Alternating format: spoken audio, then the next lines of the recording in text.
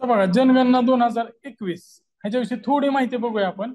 कारण हे आपल्याला परत कशाला लागणार आहे जर विचारलं तर. कारण जनगणना तर होण्याच्या आधी आपण पास होऊन जायचंय, तोपर्यंत राहायचं ना. 21 ची जनगणना होती ती पुढे पुढे ढकलण्यात आली, कोरोना सारखी वगैरे कारण होती. जनगणना आयुक्त ते विवेक जोशी, घोषवाक्य होतं जनगणना से जनकल्याण. आधीच होतं आवर सेन्सस आवर फ्युचर, आपली जनगणना आपले भविष्य. आता होतं जनगणना से जनकल्याण. कोरोना महामारीच्या संकटामुळे 6वी जनगणना पुढे ढकलण्यात आली होती. कोरोना संकट आले नसते तर 1 मार्च 2021 त्यावेळेसचा काय होता 1 मार्च. यावेळेसचा पण काय 1 मार्चच. जिथं बर्फाळ प्रदेश आहे तिथं ऑगस्ट होतं, इकडं मार्च होतं, लक्षात राहू द्या. जनगणनेचे 21ची वैशिष्ट्य काय होती? 1872 मध्ये सुरू झालेल्या जनगणनेच्या प्रक्रियेत काळानुसार अधिक बदल झाले होते. 21ची जनगणना होती ती पेपरलेस असणार होती. म्हणजे त्यासाठी सगळी डिजिटल प्रक्रिया राबवली जाणार होती, टॅब वगैरे दिला जाणार होता. टॅबमध्ये मोबाईल ऍप असेल, त्या ऍपचा वापर करून ही जनगणनेची प्रक्रिया पार पाडली जाणार होती. ऍपमध्ये 16 भाषांमध्ये माहिती नोंदवली जाऊ शकते. त्यानंतर ही माहिती वरिष्ठ अधिकाऱ्याकडनं कन्फर्म केली जाणार होती. या जनगणनेत नागरिकांना 31 प्रश्न विचारण्यात येणार आहेत. जनगणना प्रक्रिया सुलभ करण्यासाठी, त्याची गुणवत्ता सुनिश्चित करण्यासाठी देखरेख आणि व्यवस्थापन पोर्टलची सुद्धा निर्मिती केली जाणार आहे. म्हणजे त्यामध्ये केले काय जाणार आहे, पहिल्या टप्प्यात नोंदणी केली जाईल, त्याच्यानंतर त्याचं व्हेरिफिकेशन सिनियर अधिकाऱ्याकडून केलं जाईल आणि त्याचं जे मॅनेजमेंट करण्यासाठी सुद्धा एक पोर्टल सुद्धा तयार केलं जाणार आहे. या पोर्टलच्या माध्यमातून जे कर्मचारी समाविष्ट त्यांना कमी वेळेत वेगवेगळ्या भाषेत माहिती उपलब्ध करून दिली जाईल. आता प्रश्न कशावर येणार आहे, भाषा किती आहेत? 16 भाषा आहेत, तिथं 22, 24 अशा भाषेत येतील. जनगणना किती भाषेत अवेलेबल असणार आहे माहिती, त्याच्यामध्ये इनपुट जे केलं जाणार आहे ते 16 भाषेत इनपुट दिलं जाणार आहे. जनगणनेसाठी कामासाठी जे कर्मचारी आहेत त्यांच्या प्रशिक्षणाची जबाबदारी राज्य आणि राष्ट्रीय स्तरावरील प्रशिक्षण संस्थांवर टाकलेले आहेत. ते त्याची जबाबदारी घेतील ट्रेनिंग देण्याची. लोकांनी स्वच्छतेने लोकसंख्याशास्त्रीय माहिती उपलब्ध करून देण्यासाठी ऑनलाईन सुविधा सुद्धा दिली जाईल. स्वच्छतेने सुद्धा ते ऑनलाईन पद्धतीने त्यांची माहिती नोंदवली जाऊ शकतील. जनगणनेनुसार जी प्राप्त झालेली माहिती आहे त्याच्यावर एन्कोडिंग करून वेळ वाचवण्यासाठी कोड डिरेक्टरीची व्यवस्था केलेली आहे. म्हणजे कोड टाकून फास्ट त्या गोष्टी होतील. मंत्रालयाच्या विनंतीनुसार लोकसंख्येशी संबंधित माहिती योग्य आणि योग्य स्वरूपात ती उपलब्ध करून दिली जाईल. आता समजा हेल्थ मिनिस्ट्री त्यांनी जर मागितली डेथ रेटची वगैरे किंवा बर्थ रेटची माहिती, MMR ची माहिती, तर त्या मंत्रालयाला दिली जाणार आहे, जेणेकरून त्यांना योजना राबवणं सोपं जाईल. सोबतच जनगणनेमध्ये काम करणाऱ्या कर्मचाऱ्यांना DBT द्वारे मानधन म्हणून दिलेली रक्कम जमा केली जाईल. जसं बरेच वेळा सुशिक्षित बेरोजगार जे असतात त्यांना सुद्धा या कामामध्ये लावलं जातात. शिक्षक, अंगणवाडी कर्मचारी, आशा ह्यांना जनगणनेची कामं दिली जातात. आता लोकसंख्या धोरणाचा जर विचार केला तर 52 मध्ये पार्श्वभूमी बघूया. जगातील पहिला कुटुंब नियोजन कार्यक्रम राबवणारा देश भारत होता. 71 मध्ये MTP act, medical termination of pregnancy, 1971 मध्ये आणण्यात आला होता. MTP ऍक्ट म्हणजे काय, medical termination of pregnancy act. 76 मध्ये पहिलं राष्ट्रीय लोकसंख्या धोरण आणण्यात आलं, हे तुम्हाला माहितच आहे. त्याच्यामध्ये थोडासा बदल करून 77 ला जनता सरकारने सुधारित आणलं.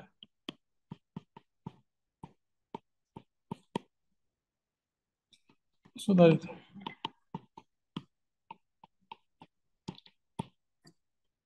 83 मध्ये पहिलं राष्ट्रीय आरोग्य धोरण आलमा-आटा घोषणेनंतर आपण बघितलं. 1993 मध्ये लोकसंख्या नियंत्रणासाठी समिती स्थापन केली होती. डॉक्टर MS स्वामीनाथन यांना खरं तर भारतरत्न द्यायला पाहिजे, एवढ्या उंची त्यांचं काम आहे. MS स्वामीनाथन हे 1993 ला लोकसंख्या नियंत्रण समितीचे अध्यक्ष होते. 2000 ला दुसरे राष्ट्रीय लोकसंख्या धोरण आणण्यात आलं आणि 2002 ला नंतर आरोग्य धोरण. बरोबर आहे. त्यानंतर बघा, पहिलं राष्ट्रीय लोकसंख्या धोरण थोडं डिटेलमध्ये बघूया आपण.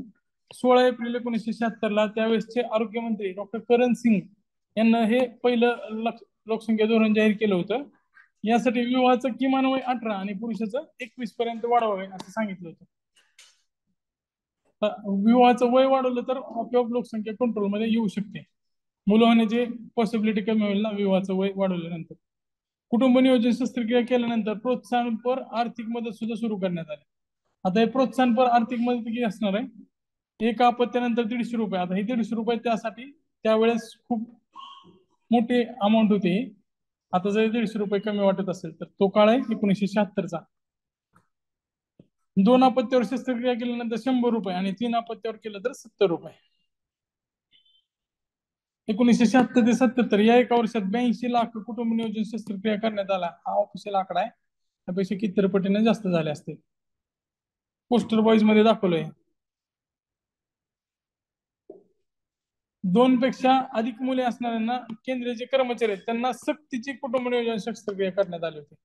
आता आपण स्मॉल फॅमिली सर्टिफिकेट देतोय, लिहून देतोय जॉईन होता. कुटुंब नियोजनात उत्कृष्ट कार्य करणाऱ्या राज्यांना अधिकचे केंद्रीय अनुदान म्हणजे ऍडिशनल सेंट्रल ग्रँट दिलं जाईल. ज्यांनी चांगलं काम केलं अशा राज्यांना. लक्ष काय तर जन्मदर 25 पर्यंत कमी करायचा आणि वार्षिक वृद्धी दर 1.4 पर्यंत कमी करायचा.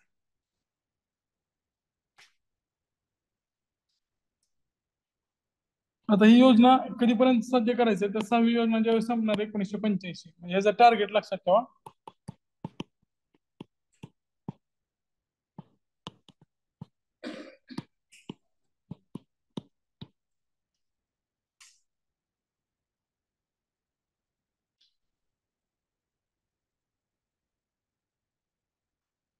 नवीन लोकसंख्या धोरण 1977. आता 76ला इंदिरा गांधी सरकार गेलं, 77ला नुकतं जनता सरकार आलं. त्यांनी बऱ्याच गोष्टी बदलल्या, मात्र काही चांगल्या गोष्टी त्या कायम पण ठेवल्या. पहिल्या राष्ट्रीय लोकसंख्या धोरणात त्यांनी पॉझिटिव्ह सुधारणा केल्या आणि त्यामध्ये कुटुंब नियोजन कार्यक्रम जे होतं ना ते नियोजनाच्या ठिकाणी त्यांनी कुटुंब कल्याण हे नाव टाकलं. प्लॅनिंगच्या ऐवजी वेलफेअर हे नाव त्यांनी त्यामध्ये दिलं होतं. कुटुंब नियोजन शस्त्रक्रिया ही ऐच्छिक करण्यात आली, हे सगळ्यात महत्वाचा बदल. कुटुंब नियोजनाची शस्त्रक्रिया ऐच्छिक म्हणजे आता आधी सक्तीची होती ना, आता ती ऐच्छिक केली. सक्तीच्या कुटुंब नियोजन शस्त्रक्रिया जनजागृतीसाठी प्रसार माध्यमाचा वापर म्हणजे आधी बऱ्याच रेडिओवर वगैरे जाहिरात येत होती, आतापर्यंत येत होती.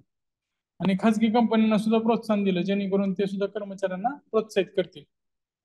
नंतर राष्ट्रीय आरोग्य धोरण 1983 अल्माटामध्ये हेल्थ फॉर ऑल बाय 2000 अशा घोषणेने परिषद झाली होती आणि त्याचे उद्दिष्ट पूर्ण करण्यासाठी काही लोकसंख्येमध्ये टार्गेट्स ठेवण्यात आले होते. त्या टार्गेटनुसार बघा, जन्मदर बर्थ रेटचं टार्गेट 21 ठेवण्यात आलं आणि IMR मृत्यूदरचं इन्फंट मॉर्टॅलिटी रेट 60 पेक्षा कमी असलं पाहिजे. बर्थ रेट 21च्या आत असलं पाहिजे असं टार्गेट ठेवलं. डेथ रेट जो आहे तो 9च्या आत आला पाहिजे. डेथ रेट कमी केलं तर का लोकसंख्या कशी कमी होणार आहे बघा. जर समजा मुलं जन्माला घालताना जर त्यांची मुलं मरत असतील तर आई वडील काय करत असतील त्या काळात जास्त मुलं जन्माला घालत असतील. पण जर आपण IMR कमी केला, डेथ रेट कमी केला तर जगण्याची शाश्वतता जास्त आहे. त्यामुळे 2 मुलावरच ते थांबणार, 1-2 काय असेल. मरण्याची संख्या जास्त असेल तर 4था 5वा असं 4-5 झाली तर त्यातले 2 तर जगतील, अशी त्यावेळेस त्यांचे कॅल्क्युलेशन असेल. त्यामुळे आपण डेथ रेट आणि IMR वर सुद्धा काम केलं. असं नाही विचार करायचं की मेले तर उलट चांगले, असं नाही, तर त्याचा पॉझिटिव्ह इफेक्ट होऊ शकतोय. MMR सुद्धा कमी केलं, प्रति लाख 200 पेक्षा आत आला पाहिजे. त्याच्यानंतर आपण MMR कायम 100 ठेवलेला. फक्त पहिलं आरोग्य धोरण त्याच्यामध्ये 200 टार्गेट होतं, नंतर MMRचं टार्गेट 100 प्रति लाख. नेट आता टोटल इथं नेटल्या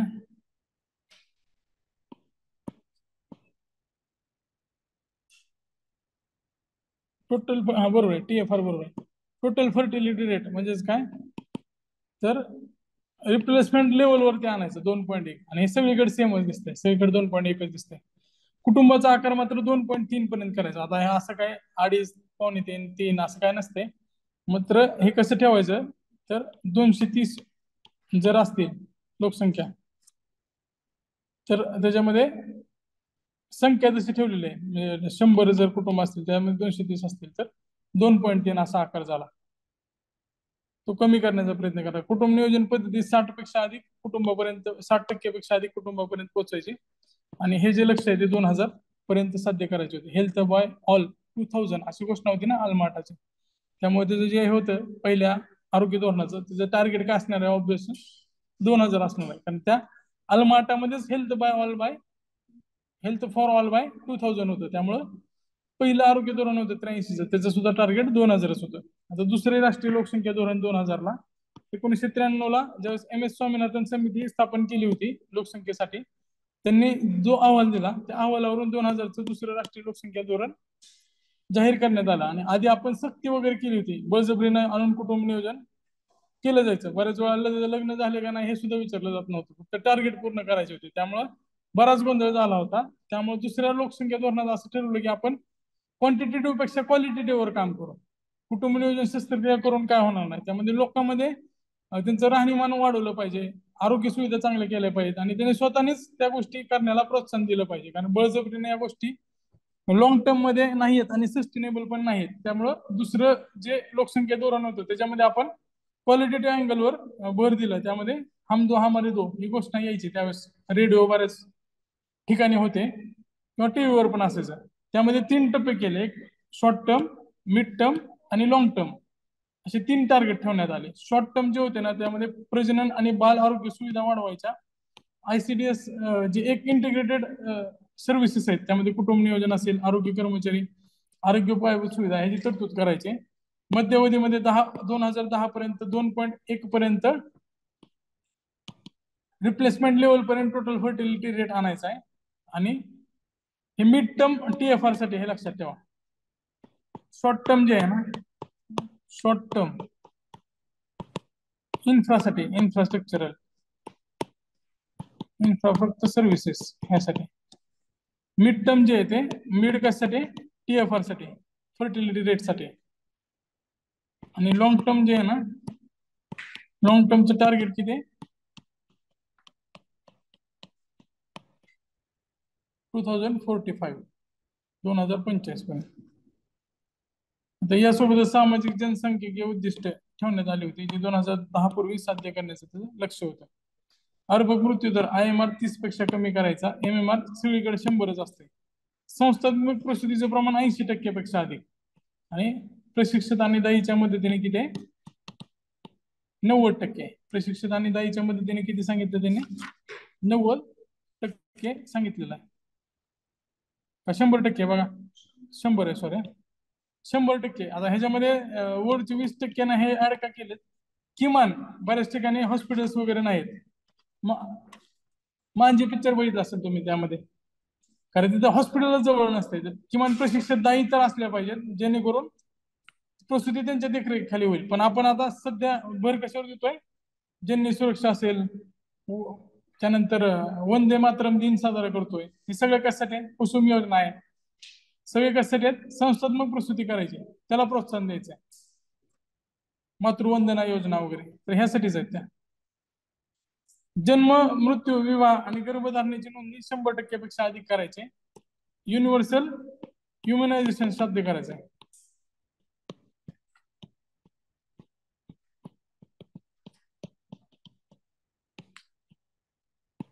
युनिव्हर्सल ह्युमनायझेशन म्हणजे लसीकरण. 14 वर्षापर्यंत प्राथमिक शिक्षण सक्तीचं करायचंय. प्राथमिक आणि माध्यमिक शिक्षणातील गळतीचं प्रमाण 20%च्या खाली आणायचं. जे गळती होते म्हणजे काय, ड्रॉप आउट रेशो. 5वी पासून 6वीला जाताना तो शाळेतच जात नाही, काही पोरं असतात ना, ते जे ड्रॉप आउट आहे तो ड्रॉप आउट 20% पेक्षा कमी आणायचा आहे. HIV आणि इतर संक्रामक रोगांचा प्रसार रोखायचा आहे. कुटुंब नियोजन, प्रजनन रोग आरोग्यासाठी पायाभूत सुविधांची निर्मिती करायची आहे. आणि भारतीय उपचार पद्धती आयुष्याचा सहभाग वाढवायचा आहे. तर बघा हे आरोग्य आहेत, universal immunization, UIP, universal immunization program वगैरे, हे सगळे काय आहेत, आरोग्य संदर्भात आहेत. मात्र ह्याचा इम्पॅक्ट लोकसंख्येवर होणार आहे. ह्यामुळं लोकसंख्या कमी होईल. त्यामुळं जरी हा धोरण असेल तर त्याचा इम्पॅक्ट कुठे झालेला आहे, लोकसंख्येमध्ये होऊ शकतो. लोकसंख्या धोरण असेल तरी पण आरोग्याचा इम्पॅक्ट लोकसंख्येवर होऊ शकतो. आरोग्य महत्वाचं आहे ना, सेंटर पॉईंटला लोकसंख्या कमी करायचं असेल तर आरोग्य सेंटर पॉईंटला. त्यामुळे लोकसंख्या धोरण जरी असेल तरी पण आरोग्यावर लक्ष ठेवण्यात आलं होतं. आता पॉप्युलेशन प्रोजेक्शन, लोकसंख्येचे अंदाज 2026 आणि 2036. 26 वर प्रश्न विचारलेला आहे. पुढच्या काळात कदाचित 36 वर प्रश्न विचारतील. स्थापना 2006 ला झाली होती. अंदाज 2026 साठी दिला होता. त्याचे अध्यक्ष DK सिकरी जनगणना आयुक्त होते. अंदाज काय होते, तर 2008च्या जनगणनेत 102 कोटी असणारी भारताची लोकसंख्या 26 साली 140 कोटी पर्यंत होईल. 933 असणारं लिंग गुणोत्तर 2026 ला 930 पर्यंत होईल असं सांगितलं होतं त्यांनी. आता हे अंदाज असतात, अंदाज चुकण्यासाठी असतात, त्यामुळं चुकलेले पण असतील यातले बरेच. गणतादी 426 पर्यंत जाईल असं सांगितलं होतं. आता लोकसंख्येचा अंदाज 2036. आता यासाठी जुलै 2020 मध्ये तांत्रिक गटाची स्थापना केली होती. 11 ते 36 साठी अंदाज द्यायचे होते. लोकसंख्या अंदाजावरील जी तांत्रिक कमिटी होती त्यांनी काय सांगितलं की 11च्या संदर्भात 25% वाढून 2036 पर्यंत आपली लोकसंख्या किती होणार आहे? 152 अब्ज, म्हणजे 152 कोटी. 21ला म्हणजे 11ला 121 कोटी होती, ती किती होणार? 152 कोटी. 36 पर्यंत लोकसंख्या 31.1 कोटीने वाढेल. वार्षिक वृद्धी दर 12.20% असेल. आता 17.7% तो किती असेल? 11 ते 21 दरम्यान 12.20% आणि 21 ते 33 दरम्यान 8.4% असेल. तरी वाढीची संख्या किती सांगितली त्याने? 31.1 कोटीने वाढ होईल. 11 ते 36 या कालावधीत टोटल फर्टिलिटी रेट 1.73 पर्यंत तो घसरणार आहे. हे पर किती पर्यंत घसरणार आहे? 1.73 पर्यंत. अहवालानुसार 2036 पर्यंत 2 पेक्षा जास्त TFR असणारे एकमेव राज्य बिहार असणार आहे. बिहारला या बाबतीत मागे राहील बिहार. TFR च्या बाबतीत बिहार रिप्लेसमेंट रेट साध्य करणार नाही, आणि असं फक्त एकच राज्य असेल जो रिप्लेसमेंट रेट साध्य न करणारा एकच राज्य असेल.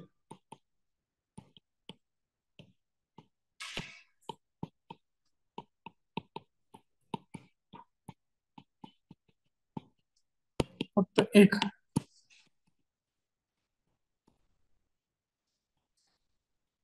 समजतंय? फक्त एकच राज्य ज्याने रिप्लेसमेंट रेट साध्य केलं नसेल. देशातील लिंग गुणोत्तर 2011 मध्ये 943 वरून 2036 सालापर्यंत 952 पर्यंत सुधारण्याची अपेक्षा आहे. आता मागच्या ह्याच्यात त्यांनी काय सांगितलं होतं की लिंग गुणोत्तर जे आहे ते कमी होईल 930 पर्यंत. आता हे काय सांगतंय? 952 पर्यंत जाईल, वाढेल. आता हे सगळे अंदाज आहेत, चुकण्यासाठी असतील, त्यामुळे अंदाज बरोबर येईल का सांगता नाही येणार. केरळ, आंध्र आणि तामिळनाडू या 3 राज्यामध्ये 2036 पर्यंत. आता सध्या फक्त केरळमध्ये किती आहे? 1000च्या वर आहे.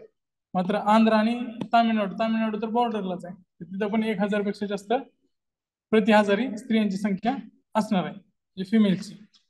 आता काही लोकसंख्येविषयी महत्वाच्या संस्था आहेत, त्यामध्ये युनायटेड नेशन पॉप्युलेशन फंड 1969 ला स्थापना आहे. मुख्यालय कुठे आहे?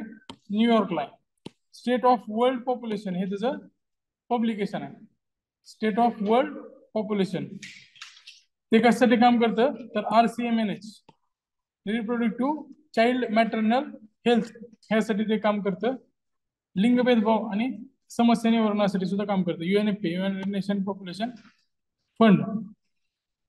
स्टेट ऑफ वर्ल्ड पॉप्युलेशन हे त्याचं प्रकाशन आहे. तर नॅशनल कमिशन ऑन पॉप्युलेशन स्थापना कधी झाली हे लक्षात ठेवा, 11 मे 2000 ला.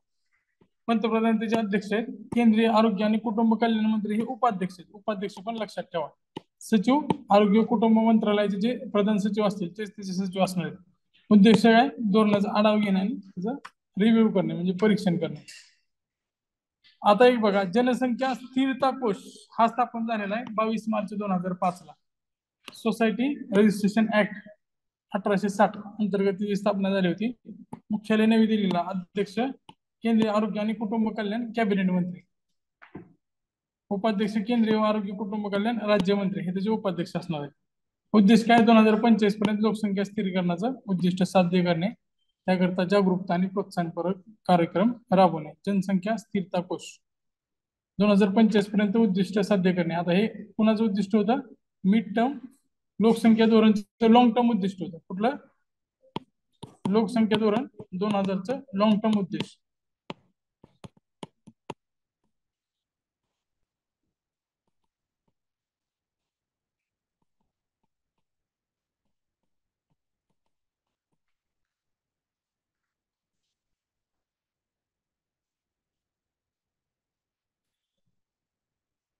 International institute for population sciences 1956 ला स्थापना झालेली संस्था आहे.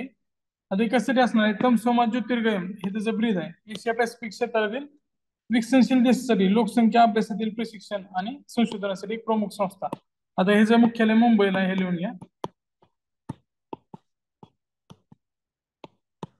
मुंबईच्या देवनार मध्ये ते आहे, मुख्यालय मुंबई.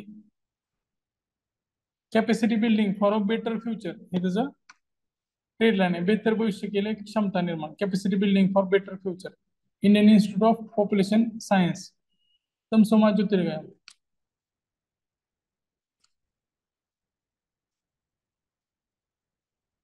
आता हा जो टॉपिक आहे तो इकॉनॉमिक्स मध्ये पण आहे. बेरोजगार. बेरोजगार म्हणजे काय, त्याची डेफिनेशन काय, तर एखादा व्यक्ती शारीरिक आणि मानसिकदृष्ट्या सक्षम आहे आणि त्याची प्रचलित वेतनावर काम करण्याची तयारी आहे. नाही तर ते त्याला जॉब द्यायचा आहे समजा क्लर्कचा किंवा ते टायपिंगचा जॉब द्यायचा आणि तो मागेल 70-80 हजार रुपये. प्रचलित वेतन जर 20,000 असेल टायपिंगसाठी तर त्यानं त्या वेतनावर काम करायला तयारी असली पाहिजे. त्याची काम करण्याची इच्छा पाहिजे. नाहीतर एमपीएससी वगैरे करतोय तर त्यांची इच्छा नसते काम करण्याची आपल्यासारख्यांची. त्यामुळं काम करण्याची इच्छा पण पाहिजे. इच्छा हा शब्द महत्वाचा आहे. आणि एखाद्या व्यक्तीला काम मिळत नसेल म्हणजे इच्छा असून सुद्धा काम मिळत नाही, प्रचलित वेतनावर काम करायची तयारी आहे आणि तो सक्षम पण आहे आणि तरी त्याला काम मिळत नाही तर त्याला बेरोजगार म्हणायचं. अटी लक्षात ठेवा. पहिलं काय, सक्षम आहे तो शारीरिक मानसिक दृष्ट्या. दुसरं काय, इच्छा आहे त्याची काम. आणि तिसरं प्रचलित वेतनावर काम करू ची तयारी आहे त्याची. त्यामुळे 3 अटी लक्षात ठेवा.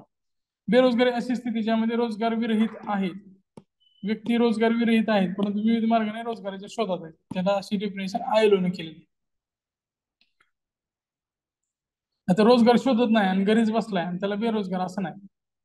इच्छा पाहिजे आणि शोधणं पण पाहिजे. त्याला शोधतोय पण काम मिळत नाही, त्याला बेरोजगार म्हणायचं. आता बेरोजगाराचे वेगवेगळे टाईप आहेत. आता एक टाईपचा बेरोजगार असणारा व्यक्ती दुसऱ्या टाईप मध्ये सुद्धा येऊ शकतो.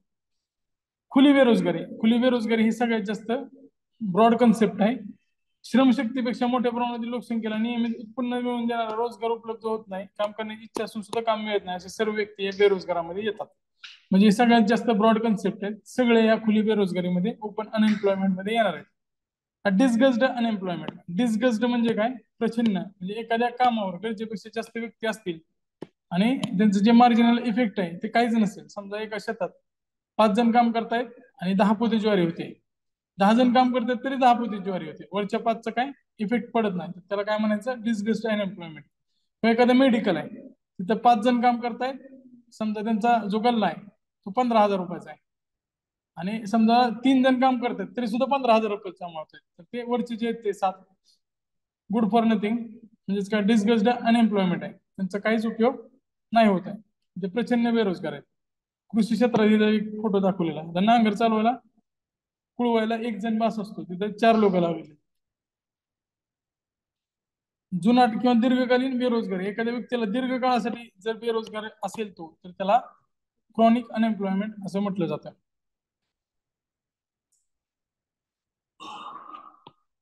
Under employment. अंडर एम्प्लॉयमेंट म्हणजे काय, क्षमतेपेक्षा कमी दर्जाच्या कामावर त्याला काम करावं लागत असेल तर अशा व्यक्ती त्या गटात मोडतात. नीट सेट पात्र असलेले व्यक्ती आता पोलीस भरतीला, तलाठी भरतीला जातोय, अंडर एम्प्लॉयमेंट झाली, कारण आता त्याची पात्रता डिग्री ठेवलेली, आधी 12वी होतं. वकील असलेल्या व्यक्तीला जर टॅक्सी चालवायचं काम करावं लागत असेल, नोटरी वगैरे त्यांचं कामच आहे. नोटरी हे वकीलच करतो. वकील नोटरी करतो म्हणजे अंडर एम्प्लॉयमेंट असं नाही. जर तो वकील टायपिंगचं काम करत असेल तर ते झालं अंडर एम्प्लॉयमेंट. एज्युकेटेड अनएम्प्लॉयमेंट म्हणजे शैक्षिक पात्रता असून सुद्धा, क्षमता असून सुद्धा शिक्षित व्यक्तीला जर कमी प्रतीच्या किंवा खुल्या बेरोजगारीला सामोरं जावं लागत असेल तर त्याला आपण एज्युकेटेड अनएम्प्लॉयमेंट म्हणतो. Structural unemployment. आता अर्थव्यवस्थेची रचनाच अशी असते की ज्यामध्ये गुंतवणूक असतो पण जॉबलेस ग्रोथ असते. जशी आपली ग्रोथ आहे भारताची, जॉबलेस ग्रोथ. ग्रोथ तर आहे मात्र इकॉनॉमीचे स्ट्रक्चरच असं की तिथे बेरोजगारी तयार होते, तर त्याला आपण स्ट्रक्चरल बेरोजगारी असं म्हणू शकतो. आता ही बेरोजगारी कशासाठी आहे, तर भारतामध्ये स्किल्स नाहीत असं बऱ्याच रिपोर्ट मध्ये येतं. स्किल्स असणारे इंजिनियर्स नाहीत, स्किल्स असणारे वर्कर नाहीत, त्यामुळे ते या प्रकारच्या बेरोजगारीला बळी पडतात.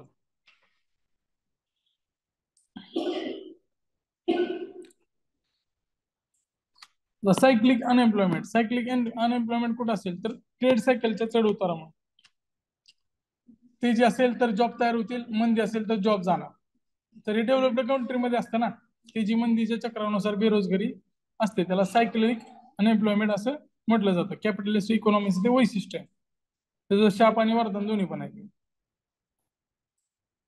तर कॅज्युअल अनएम्प्लॉयमेंट. कॅज्युअल अनएम्प्लॉयमेंट म्हणजे काय, तर आता बघा 11 महिन्याचा करार केला जातो कंत्राटी कामगारांना, त्यांना 1 महिन्याचा ब्रेक दिला जातो आणि परत मग 11 महिन्याचा नवीन करार केला जातो. असं का केलं जातं, त्यांना जर कंटिन्यू कामावर घेतलं तर ते उद्या कोर्टात जातील, बरोबर आहे का. कोर्टात जाऊ शकतात ना, सलग कामावर असले तर ते त्यांना काढता येणार नाही नंतर, त्यामुळे त्यांना ब्रेक देतात. एक कॉन्ट्रॅक्ट संपल्यानंतर दुसरं कॉन्ट्रॅक्ट होईपर्यंत जी बेरोजगारी असते त्याला काय म्हणायचं, ती 1 महिन्याच्या बेरोजगारीला कॅज्युअल अनएम्प्लॉयमेंट म्हणायचं. आता फिक्शनल अनएम्प्लॉयमेंट, आता हा लांब उडी मारतोय त्याच्या जुन्या जॉबवरून नवीन जॉबवर. आता बघा आधी काय होतं, आधी फळ्यावर शिकवलं जायचं, खडू असायचा. त्याच्यानंतर काय आलं, पेन आला, मार्कर. त्यानंतर आता डिजिटल आलं. तर हे एम्प्लॉयमेंट सुद्धा त्या पद्धतीने चेंज व्हायले ना, बरोबर आहे का? आधी तसा गोल फिरवायचा फोन होता, परत पीसीओ वगैरे आले, लँडलाईन आलं, त्यानंतर मोबाईल आला, पुढे काही माहित नाही. पण असं ते चेंज होत राहणार आहे. त्यामुळे त्याला फिक्शनल अनएम्प्लॉयमेंट असते. नवीन कौशल्य त्याला आत्मसात करावं लागतात. सी, जावा, तुमच्या लँग्वेज आहेत ना, अँड्रॉइड मध्ये वेगवेगळं काय काय, आता AI यायला लागले, आर्टिफिशियल इंटेलिजन्स. तर त्या नवीन त्याला कौशल्य शिकून घ्यावी लागतील. आणि त्याला समजा टेलिफोन कंपनीत काम करणार, मोबाईल कंपनीमध्ये जात असेल तर त्याला थोड्या कामासाठी जी बेरोजगारी झेलावी लागते, तर त्याला फिक्शनल अनएम्प्लॉयमेंट असं म्हटलं जातं. द सीझनल अनएम्प्लॉयमेंट गावात आणि शहरात दोन्हीकडे पण आहे. गावात म्हणलं तर शेतीमध्ये, आणि शहरात म्हणलं तर बर्फ फॅक्टरी. आता उन्हाळ्यात एवढे बर्फ लागतंय, तेवढं हिवाळ्यात तर काय संबंधच नाही, एवढा बर्फ नाही लागणार. स्टोरेज वगैरे साठी लागणार आहे, मात्र खाण्यासाठी वगैरे जेवढ्या प्रमाणात बर्फ लागतो तेवढा बर्फ फॅक्टरीचं काम उन्हाळ्यात जेवढ्या मोठ्या प्रमाणात चालू असतं तेवढं हिवाळ्यात नसणार आहे. आता ट्रेन्स मध्ये बघा, ट्रेन मध्ये काय तर 1991 नंतर भारतानं उदारीकरणाचं धोरण स्वीकारलं, मात्र भारताची ग्रोथ जॉबलेस आहे वगैरे सगळ्या गोष्टी आहेत. कोरोना काळात बेरोजगारीचा दर 7.11% होता, जो 3 दशकातील सर्वाधिक होता. आता बेरोजगारीची आकडेवारी आपल्याला मिळते कुठनं, तर वार्षिक जनगणना अहवाल, त्यानंतर NSSO चे पंचवार्षिक अहवाल. NSSO दर 5 वर्षांनी ते अहवाल प्रकाशित करतं. आणि DGET, director general of employment and training, DGET कडनं जी माहिती येते ती सुद्धा माहिती आपल्याला बेरोजगारीची आकडेवारी पुरवते. आता काही कन्सेप्ट आहेत, ते कन्सेप्ट बघूया आपण. आता हे कन्सेप्ट व्यवस्थित समजावून सांगतो तुम्हाला. लेबर फोर्स म्हणजे काय, तर कार्यकारी वयोगटातील सर्व रोजगारास पात्र आणि सर्व रोजगारीत आणि बेरोजगारीत लोकांना श्रमशक्ती म्हणतात. आता उदाहरण घेऊया, एका गावात 100 लोकसंख्या आहे, 100 लोकसंख्या, आणि 14च्या वरचे जे काम करू शकतात आणि 60च्या नंतरचे त्यांना आपण सोडायचं. तर त्याच्यामध्ये कार्यकारी वयोगट किती आहे, समजा 80 लोक असतील 14च्या वरचे आणि त्यापेक्षा कमी, समजा आपण इथं 20 समजूया, हे काम करायला रेडी नाहीत, कार्यकारी नाहीत, कारण यांचं वय कमी भरते किंवा जास्त भरते. राहतात किती, 80. 80 काय झालं, कार्यकारी. तर 80 मध्ये बघा 10 जण MPSC करत असतील, 10 जण घरात काम. आता खरं तर एम्प्लॉयमेंट मध्ये घरकाम घेतलं जात नाही, पण असलं पाहिजे. पण तरी ते एक प्रकारचं काम आहे, पण हे आपल्या व्याख्येत येणार नाही. हाऊसवाईफ काहीतरी 10 जण असतील आणि 10-12 जण शिकत असतील, असं काहीतरी असेल. म्हणजे या 80 पैकी फक्त किती जण काम करतायत, 60 जण रोजगारीत आहेत आणि 20 जण बेरोजगारीत आहेत. तर श्रमशक्ती किती असणार आहे, लेबर फोर्स किती असणार आहे, 60 अधिक 20 80. हे 60 काय वर्क फोर्स मध्ये आहेत ऍक्च्युअल, आणि 20 काय अनएम्प्लॉईड आहेत, आणि 20 अनएम्प्लॉयमेंट. मात्र ह्या दोन्हींना लेबर फोर्स मध्ये येणार. लेबर फोर्स म्हणजे काय, तर ते लेबरच्या कामाला येऊ शकतात, म्हणजे काम करू शकतात. आता डायरेक्ट लेबर म्हणजे सगळ्याच पद्धतीचं काम हा, फक्त बिगारी काम नाही. आपण जे काम करतोय ते सुद्धा लेबर या डेफिनेशन मध्ये येणार आहे. श्रमशक्ती, आता लेबर फोर्स पार्टिसिपेशन रेट कसं काढलं जातं, सॉरी थोडं हे झालं. लेबर म्हणजे काय, तर सगळ्या पद्धतीचं काम, सगळ्या पद्धतीचं. लेबर म्हणजे फक्त शारीरिक काम असं ना, हे झालं वर्क फोर्स.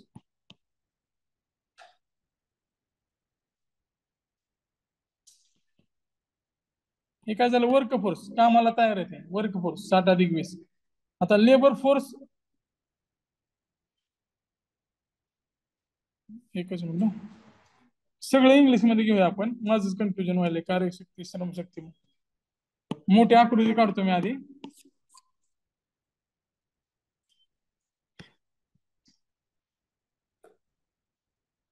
ब्लँक पेज नाही ना, सगळं आता विसरून जावा, पहिल्यापासून बघूया. एक गोल काढतो मी असा, हा गोल काढला इथं. आता ह्याच्यावर काय लक्ष देऊ नका, खाली लिहिलेलं आहे, फक्त या गोलवर लक्ष द्या. आता हा जो गोल आहे ना, मोठा काढला तर अजून चांगलं होईल.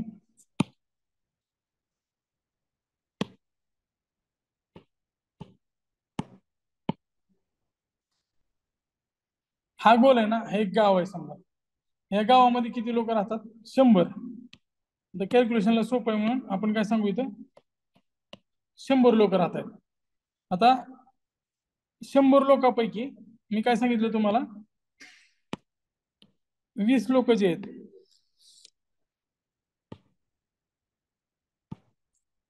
हे जे 20 लोक आहेत ते काय एकतर लहान आहेत किंवा मग मोठे आहेत.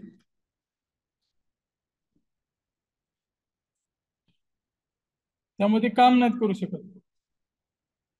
त्यामुळे त्यांना काय म्हणायचं आपण,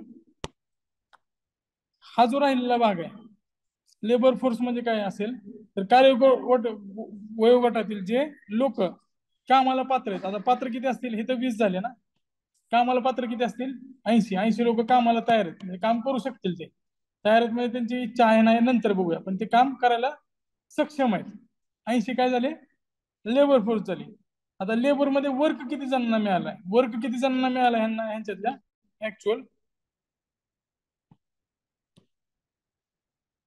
वेगळ्या कलर मध्ये घेतो. एवढे 60 लोकांना समजा आपण वर्क दिलं, म्हणजे काम मिळालं ऍक्च्युअल. या 60 लोकांना काम मिळालं आणि 20 लोकांना काम नाही मिळालं, तर हे काय झाले? अनएम्प्लॉइड झाले. बरोबर आहे का? 60 लोकांना ऍक्च्युअली काम मिळालंय आणि 20 लोकांना काम नाही मिळालंय. आता जर आपल्याला कार्य सहभाग दर काढायचा असेल, कार्य सहभाग दर म्हणजे वर्क पॉप्युलेशन, आता लेबर फोर्स पार्टिसिपेशन रेट काढूया आपण, LFPR. LFPR किती असेल तर कार्यकारी गटातील एकूण लोकसंख्या किती आहे. समजा यातले 20 मधले 10 मी सांगितलं की गृहिणी वगैरे असतील. हा, कार्यकारी गटातील एकूण लोकसंख्या किती आहे तर समजा इथं 90 आहे. कार्यकारी वयोगटातील आहे पण ते घरकाम वगैरे करतात किंवा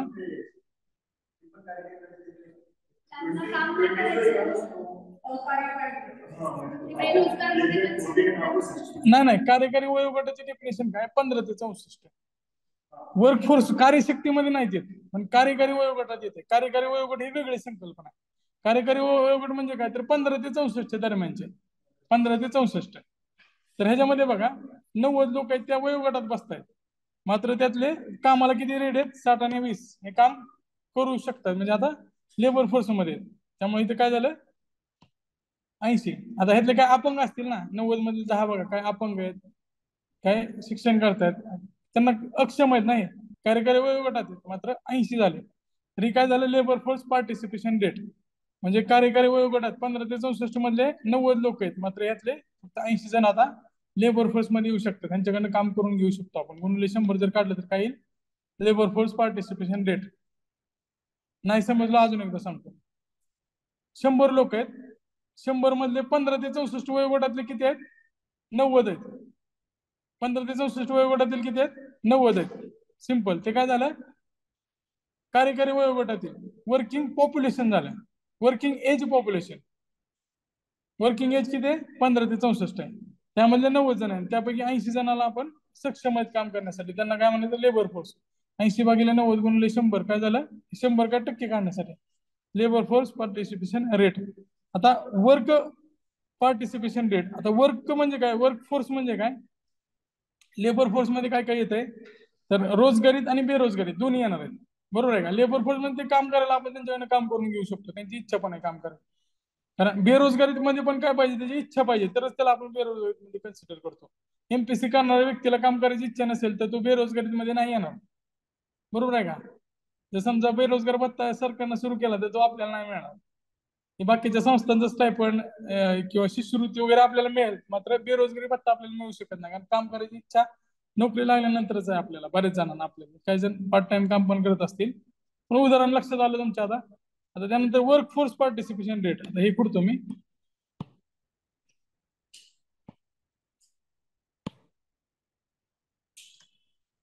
आता WPR काढण्यासाठी बघा आपल्याकडे बघा work force participation. Work force म्हणजे काय तर श्रमशक्ती कितीची आहे आधी वर्क फोर्स काढूया, त्यानंतर वर्क फोर्स पार्टिसिपेशन रेट, त्याच्यानंतर काढणं सोपं जाईल.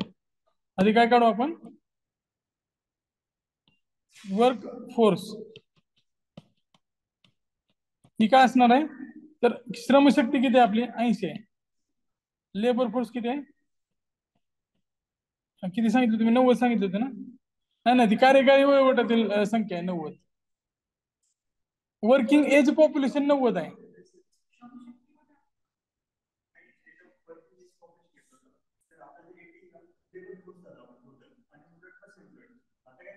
म्हणजे श्रमशक्ती म्हणजेच लेबर फोर्स आहे. किती आहे ते? 80 आहे. बरोबर आहे ना? 80 आहे. बघा अजून एकदा मी वरच्या साईडला लिहून घेतो. वर्किंग एज पॉप्युलेशन इथं तुम्ही लिहून घ्या, फक्त बघू नका. ऑनलाईनला पण जे ते डायरेक्ट बघू नका, कारण एखाद्या वेळेस तुम्हाला मूवी वगैरे बघून समजतो, पण हे लिहिल्याशिवाय नाही समजणार. थोडं एकदा समजलं की आयुष्यात कधीच नाही विसरणार. वर्किंग एज पॉप्युलेशन ह्याचा क्रायटेरिया काय? 15 ते 64. हे किती आहे? 90 लोक आहेत टोटल 100 पैकी. हे क्लिअर झालं. आता वर्क फोर्स मध्ये काय येणार आहे? Employed plus unemployed. हे किती आहेत? 60 अधिक एम्प्लॉईड 60 अधिक 20 किती आहेत? 80 आहेत. हे क्लिअर झालं. आता आपण वर्क फोर्स काढतोय.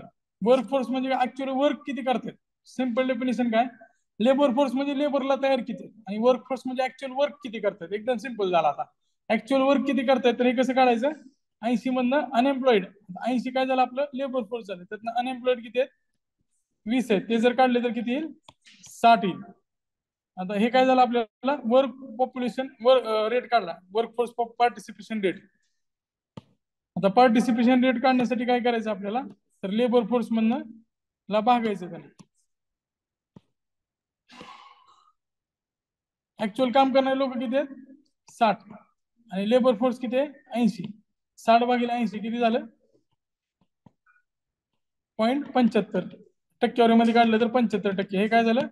Working participation rate. Labour force मध्ये ऍक्च्युअल कामाला किती लोक आहेत? 75% लोक आहेत. समजलं? आता बेरोजगारीचं प्रमाण काढताना अनएम्प्लॉयमेंट रेट हे कसं काढलं जातं? तर श्रमशक्तीपैकी रोजगार प्राप्त नसलेल्या व्यक्तीचं प्रमाण म्हणजे बेरोजगार काढायचं. 20 भागिले लेबर फोर्स किती? 20 भागिले 80. आता त्या गावातलं जी बेरोजगारी किती टक्के आहे? 25% आहे. कशी काढली समजली? आपल्या देशाची पण अशीच काढली जाते. इलिमिनेट वगैरे काय करायचं? 2-3 हे करा. कदाचित उदाहरण GS4 ला तरी येईल ह्याच्यावर. हे डेफिनेशन आता लक्षात राहू द्या. हे गुणुले 100 गुणुले 1000 असं सुद्धा दिलंय काय काय ठिकाणी. वर्क पार्टिसिपेशन रेट मध्ये रोजगार प्राप्त व्यक्ती भागिले श्रमशक्ती, आणि एम्प्लॉयमेंट रेट मध्ये अनएम्प्लॉयमेंट रेट मध्ये काय? अनएम्प्लॉयमेंट पर्सन भागिले लेबर फोर्स. हे लक्षात असू दे. गुणुले 100. खाली दिलंय बघा मी, कार्यकारी वयोगट म्हणजे किती? 15 ते 64 वयोगटातले. हे लक्षात राहू द्या.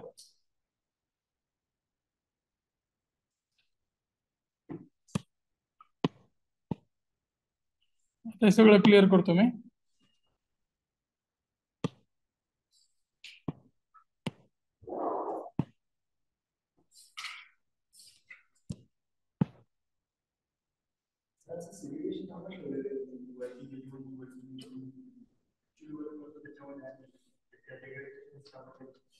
वर्किंग एज पॉप्युलेशन लिहिलंय. वर्किंग एज म्हणजे काय?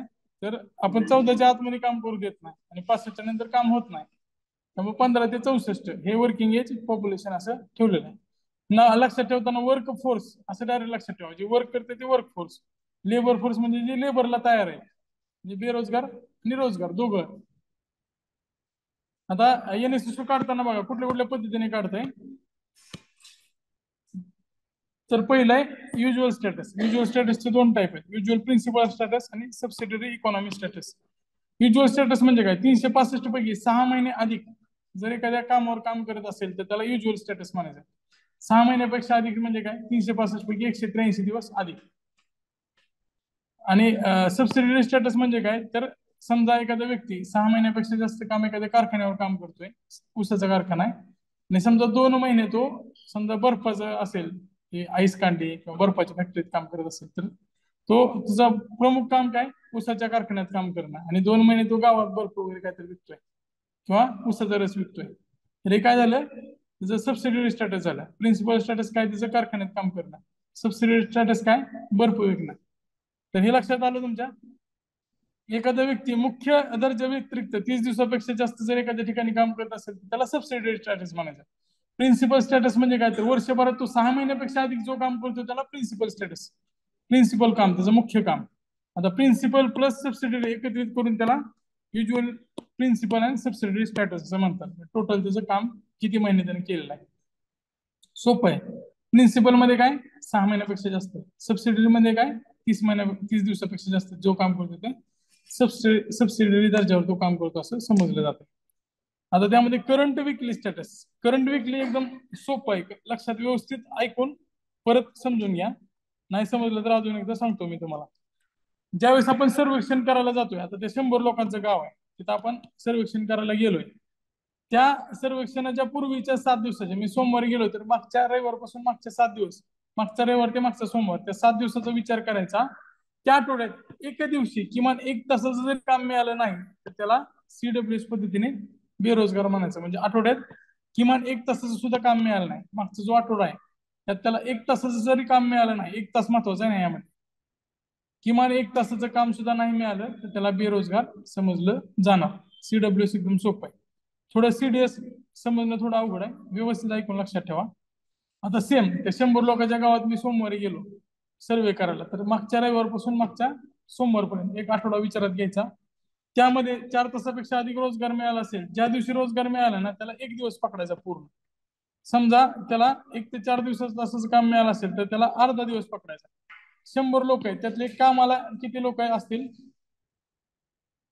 म्हणजे एम्प्लॉइड अनएम्प्लॉइड दोन्हीची बेरीज म्हणजे काय, लेबर फोर्स आहे ना.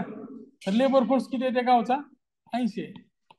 80 लोकांचा प्रत्येकाचे 7-7 दिवस काढायचे, म्हणजे किती दिवस होणार आहेत त्या लोकांचे, 80 गुणिले 7 किती दिवस होतील, 560. 560 दिवस आहेत. आता एका व्यक्तीचे सगळे दिवस मोजायचे. एक दिवस त्याला पूर्ण रोजगार मिळाला, एक दिवस अर्धा मिळाला, एक दिवस शून्य मिळाला, एक दिवस पूर्ण मिळाला, परत अर्धा मिळाला, परत शून्य मिळाला, परत एक दिवस मिळाला, 1 2 3 4 5 6 आणि 7. आता ह्याचे 7 दिवस झाले ना, असे पूर्ण 80 लोकांचे मोजायचे. एक दिवस मोजून भागिले 560 करायचा, त्यानुसार तो रोजगार काढला जातो. त्यामुळे त्याला व्यक्ती पर्सन डे रेट म्हणतात. बघा त्याला पूर्ण मिळालाय, त्यानंतर 4 तासापेक्षा कमी आणि 1 तासापेक्षा जास्त मिळाला त्यामुळे अर्धा धरलाय. या दिवशी मिळाला नाही किंवा 1 तासापेक्षा कमी मिळाला त्यामुळे शून्य धरलाय. त्यानंतर त्याला पूर्ण रोजगार मिळाला त्यामुळे 1 धरलाय. त्यानंतर त्याला परत 4 तासापेक्षा कमी मिळाला, 1 तासापेक्षा जास्त मिळाला त्यामुळे अर्धा धरलाय. त्यानंतर त्याला मिळाला नाही त्या दिवशी किंवा 1 तासापेक्षा कमी मिळाला त्यामुळे शून्य धरलाय. आणि त्यानंतर शेवटचा जो रविवारचा दिवस आहे त्याला 1 पूर्ण दिवसाचा रोजगार मिळाला त्यामुळे 1 धरले. आता ह्याच्या 7 पैकी किती झालं, 1 अधिक हे अर्धा अर्धा 2 3 आणि 4, 7 पैकी 4 झाले. टोटल 560 पैकी समजा रोजगाराचं जे प्रमाण आहे, समजा 480 असलं तर 480 भागिले 560 करायचं. 480 भागिले 560 सगळ्यांची मोजायच्या, किती होत आहे, शून्य बारीक 4 4 4 4 चूक 16, 6/7 गुणिले 100 आता काय तर पॉईंट मध्ये निघणार. एवढा रोजगार आहे तिथं आणि राहिलेले बेरोजगार आहेत. समजलं. अजून एकदा रिपीट करून ऐका, रेकॉर्डिंग ऐकत असेल तर अजून एकदा ऐका, पण एकदम सोपं आहे. प्रत्येकाचा दिवस लिहायचा, 7 दिवस पूर्ण रोजगार मिळाला त्याला 1 टाकायचं, राहील अर्धा 1 ते 4 तासाचा मिळाला अर्धा टाकायचा, काहीच नाही मिळाला 1 तासापेक्षा कमी मिळाला तर शून्य टाकायचं. त्याचं 7 दिवसाचं कॅलेंडर तयार झालं. सगळ्या लोकांचे प्रत्येक दिवसाचं मोजायचं. त्यामुळे पर्सन इंटू डे, बरोबर आहे का. त्यामुळे पर्सन डे रेट असं म्हटलं जातं. यामध्ये जुनाट, दीर्घ आणि तात्पुरत्या कमी प्रतीच्या रोजगाराचा अंदाज येतो आणि ह्याच्यानुसारची आकडेवारी सर्वाधिक असते, कारण प्रत्येक दिवसाचा विचार यामध्ये केलेला असतो. विकली स्टॅटस मध्ये मागच्या आठवड्यात 1 तासाचा जरी रोजगार मिळाला तर त्याला आपण डायरेक्ट रोजगारीत मध्ये टाकतोय. ह्याच्यामध्ये आपण एकदम स्ट्रिक्टली चेक करतोय. बेरोजगारीची आकडेवारी आता बऱ्याच वेळा याची बंद झालेली. 21 मध्ये NSSने जाहीर केल्यानुसार बेरोजगारी दर 10.3% होता. सर्वाधिक दर कुठं असणार आहे, जम्मू काश्मीरमध्ये, आणि दुसऱ्या क्रमांकावर केरळ होता, हे लक्षात ठेवा. गुजरातचा सगळ्यात कमी होता. आता बुस्टर मध्ये हे काय एवढं लक्षात ठेवायची गरज नाही, फक्त एकदा वाचून घ्या. म्हणजे शिकवण्यासारखं काही नाही आणि तुम्ही पण डिटेल मध्ये वाचण्यासारखं काही नाही यामध्ये, ठळक फक्त बघून घ्या. मात्र जो आधीचा पार्ट आहे तो व्यवस्थित करा. पुढच्या लेक्चर मध्ये आपण काय करूया, हे शाश्वत विकास उद्दिष्ट निर्देशांकामध्ये काय लक्षात ठेवायचं, तर पहिले जे 5 राज्य आहेत ते फक्त एकदा बघून घ्यायचे. पहिल्या नंबरवरच प्रश्न येईल, ह्याची शक्यता खूप कमी आहे, प्रिलियमला येऊ शकतात त्याच्यावर जास्त प्रश्न, थोडं बघून घ्या. त्यानंतर मी जे व्हॅल्यू ऍडिशन देणार आहे ते तुम्हाला मी शिकवत का नाही तर बऱ्याच गोष्टी ते नंतर ऍड केलेल्या आहेत. त्यामुळं ज्या गोष्टी मला परत परत भेटतील मी तुम्हाला देतोय, ते करंट अफेअर सारखं आहे, त्यामुळे त्याला शिकवायची काही गरज लागणार नाही. ते सरळ वाचून घ्यायचं, पण मेन वर तुमचा स्टॅटिक वर असला पाहिजे. 90% प्रश्न हे 300 पानावर डिपेंड आहेत, जे फॅक्च्युअल येणार आहेत. म्हणजे पुस्तकांना विचारले जाणारे 150 पैकी 80 प्रश्न असतील, त्या 80 पैकी 72, 73, 74 प्रश्न हे फक्त पुस्तकातूनच येणार आहेत. जे एक्स्ट्रा जे व्हॅल्यू ऍडिशनची 300, 350 पानाची जी पीडीएफ असेल, त्यातनं फक्त 7 ते 8 प्रश्न येणार. त्यामुळे तुमचा फोकस कशावर पाहिजे? स्टॅटिक वर पाहिजे. त्यानंतर मग डायनेमिक वर. पुस्तकाचे 2 भाग करा, एक भाग स्पायरल करून घ्या. प्रश्नपत्रिका आहे ते माझ्यासोबत अनालाइज करा. आपण आता या टॉपिकचं अनालिसिस ह्याच्यानंतर लेक्चरला घेणार आहोत.